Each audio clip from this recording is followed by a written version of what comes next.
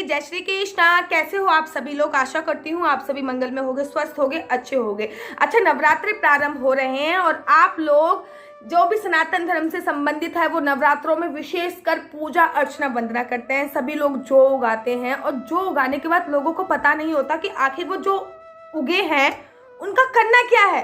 लोग क्या करते हैं, पॉलिथीन में भरेंगे और यमुना जी में फेंक के आ जाएंगे या फिर गंगा जी में फेंक के आ जाएंगे। गलत।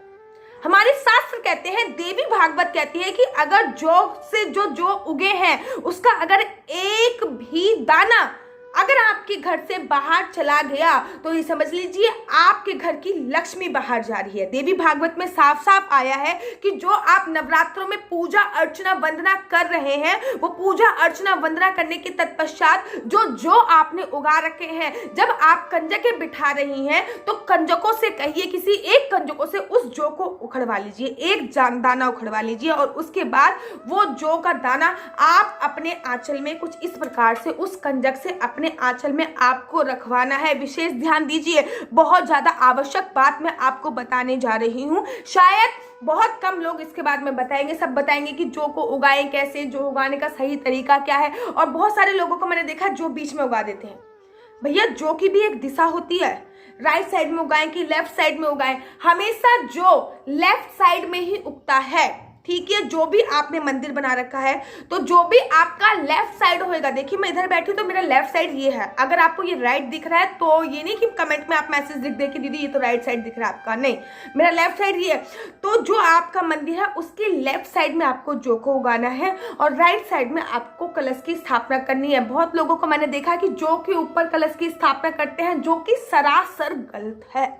आप नवरात्रों में जौ उगाइए, जौ उगाने के बाद रोज उस जौ में मतलब पहले आप उस मिट्टी को छान लीजिए। एक दिन पहले ये कीजिए जिसमें भी आपको जौ को उगाना है, अगर आपको रेत में उगाना है या फिर मिट्टी में उगाना है, उस मिट्टी को छान लीजिए। जौ का जो बर्तन है वो आप रीयूज भी कर सकते हैं, जैसे कि आपने इस साल उसमें जौ उगाए अगले साल भी उगा सकते हैं जब तक वो खंडित ना हो जाए। मैं किसी भी बर्तन को, चाहे वो मिट्टी का हो, चाहे वो कांच का हो, चाहे वो कोई भी तांबे का हो, मैं तब तक उसको फेंकने की एडवाइस नहीं देती हूँ जब तक वो खंडित ना हो जाए, क्योंकि वो प्रतिष्ठित हो जाता है मंत्रों से, पूजा से करने से। तो जो भी मिट्टी बर्तन है जिसमें आप जो उगा रहे हैं उस मिट्टी को एक दिन पहले ही मिट्टी को, रेत को छान के अच्छे से रख लीजिए।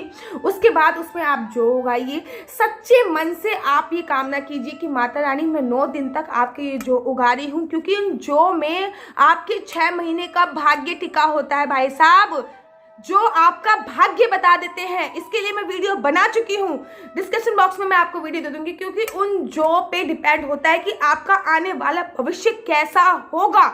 उन जौ को आप उगाइए। जौ उगाने के बाद 9 महीने तक, 9 दिन तक उसकी पूजा अर्चना वंदना नित्य कीजिए। और ये नहीं कि बहुत सारा पानी भर दिया, नीचे से गल जाएंगे वो, ऐसा नहीं करना है। कुछ छींटे रोज आपको पानी की उसमें जरूर और जरूर लगानी है। वो धीरे धीरे करके ग्रो होना चालू कर जाएंगे। जब वो बहुत सारा किसी का देखा है अपने हरे हरे इतने लंबे से ग्रो हो जाते हैं कि उसको कलावे से बांधना पड़ता है, वो बहुत ही शुभ माना जाता है, बहुत ज्यादा शुभ माना जाता है। जब वो जो उग जाए तो 9वें दिन आपको, जब आपके घर पे कंजक भोजन करने के लिए आए, कंजक जब आपके कन्या जब आपको कंजक के जमाने लग जाओ तो एक कंजक को बुलाओ। देखो, पहले भी जब आप कंजक के जमाओगे तो सबके पैर आपको धोने हैं, सबके पैरों का चन्यामित लेना है। वो किसी और वीडियो में बताऊंगी कि कैसा करना है, क्या करना है। लोग आधी चीजें तो गलत करते हैं, फिर कहते हैं हमें पूजा का फल नहीं मिल रहा है। तो आज बात मैं केवल जौ की कर रही हूँ। किसी एक कंजक को बुलाना है। कंजक की आयु 9 वर्ष से कम होनी चाहिए। विशेष ध्यान दीजिए कि 9 वर्ष से कम आयु की कन्या को ही कंजक का स्वरूप माना जाता है, ठीक है। 9 वर्ष से कम कंजक को बुलाइए। उसमें से बोलिए, बेटा ये जौ है ना, इसमें से एक तोड़ के मेरी गोदी में रख दीजिए। उससे एक जौ तुड़वा लीजिए, अपनी झोली फैलाइए। जैसे देखिए, दुनिया के आगे झोली फैलाने से कुछ नहीं होता, फैलाना है तो उस भगवान के आगे फैलाइए। झोली फैलाइए, वो कंजक आपके झोली में जौ भर देगी, एक जौ रख देगी। बस उस कंजक को जो भी आप पे दक्षिणा होती है, 10 रुपये 5 रुपये, जितने भी आप दक्षिणा देना चाहते हैं, जितने भी आप कैपेबल हैं, उस कंजक को वो दक्षिणा दीजिए। श्रृंगार का सामान भी दे सकते हैं, कुछ भी और भी अनादर सामान दे सकते हैं जो उसके यूज का हो। फिर कंजक के जमाने के बाद आपको क्या करना है, नेक्स्ट डे, ये मैं 9वीं वाले दिन बात नहीं कर रही, 10वीं वाले दिन उन जौ को सबको इकट्ठा करना है, ठीक है। इकट्ठा करने के बाद एक लाल कलावे से सारे जौ को सबको काट लीजिए, जैसे गेहूं काटते हैं ना, ऐसे ही जौ को काट लीजिए नीचे से, ठीक है। उसके बाद पूरा कलावे से आपको जौ बांधने हैं, ठीक है। उसके बाद एक लाल कपड़े में वो जौ आपको रख देना है और लाल कपड़े को पोटरी बनाकर ऐसे वो आपको अपनी अलमारी में रखनी है, बहुत ज़्यादा आवश्यक है। अब वो जौ निकलने कब है भैया? निकलने भी तो होंगे।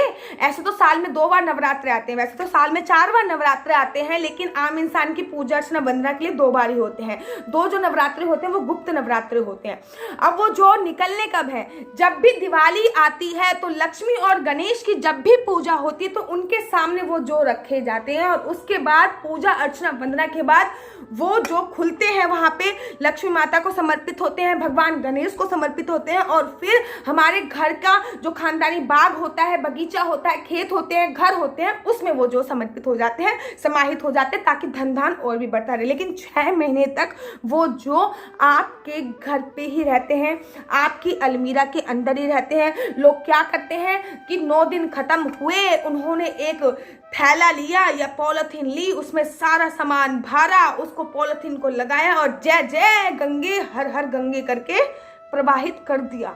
आप लोग पूजा अर्चना वंदना कर रहे हो, लेकिन उसकी सही विधि आपको नहीं पता है, तभी आपको पूजा का संपूर्ण फल नहीं मिलता है। तो आगे से आप ध्यान रखिए कि जब भी नवरात्रे आए और नवरात्रों में जब भी आप जौ को बो रहे हो तो आपको यही विधि करनी है, विशेष ध्यान रखना है। जो आपके भाग्य कैसे बता सकते हैं, इस पर मैं वीडियो बना चुकी हूँ, आप देखेंगे। जैसे ही वीडियो खत्म होगी वैसे ही एंड ऑफ स्क्रीन में मैं उसका लिंक लगा दूंगी, आप जरूर देखिए कि नवरात्रों की जो कैसा आपका भाग्य बनाते हैं। और तब तक के लिए मुझे दीजिए इजाजत। राधे राधे, जय श्री कृष्णा, वंदे मातरम। अगर आपको मेरा YouTube चैनल पसंद आता है तो अपने इस YouTube चैनल को लाइक से सब्सक्राइब करना बिल्कुल भी मत भूलिए। तब तक के लिए मुझे दीजिए इजाजत। हरि बोल।